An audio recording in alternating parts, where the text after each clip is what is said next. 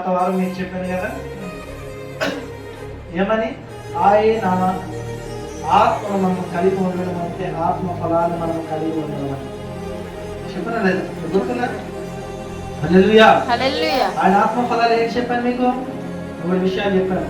గలతీయులకు రాసిన పత్రిక 5వ అధ్యాయము, గలతీయులకు రాసిన పత్రిక 5వ అధ్యాయము 22వ వచనంలో,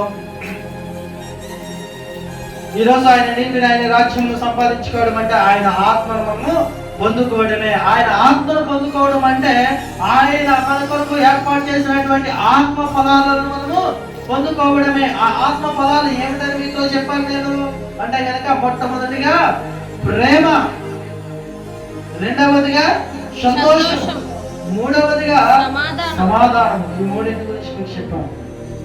ఈ మూడింటిలోనే ఈరోజు మరొక దాని గురించి ప్రత్యేకంగా మీకు నేను తెలియజేస్తున్నాను. మూడింట్లో ఒక దాని గురించి మరీ క్లుప్తంగా ఈరోజు నేను మీకోసం వివరిస్తాను. చూడండి, పరిశుద్ధాత్మ దేవుడు మనతో ఈ విధంగా మాట్లాడుతున్నాడు. ఏమిటి అంటే కనుక, మొట్టమొదటి మాట ఏమిటంటే ప్రేమ. హల్లెలూయా. ప్రేమ కలిగి ఉండడం. ప్రేమ అనేది ఈ లోకమున ప్రస్తుతం ఉన్న రోజుల్లో ప్రేమ అనేది నశించిపోతున్నది.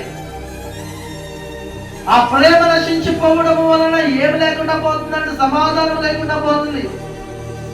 ఆ ప్రేమ అనేది పూర్తిగా చనిపోవడం వల్ల తల్లిదండ్రులను ప్రేమించేటువంటి పరిస్థితులు లేకుండా పోతున్నాయి. సహోదరులు ప్రేమించుకునే పరిస్థితులు లేకుండా పోతున్నాయి. ఒకరికి ఒకరు కక్షలు పెంచుకునేటువంటి పరిస్థితుల్లోనికి వెళ్ళిపోతుంది ఈ లోకము. ఎప్పుడైతే ప్రేమ అనేది చచ్చిపోతుందో అప్పుడు మన మధ్యలోనికి ఏమొస్తుంది?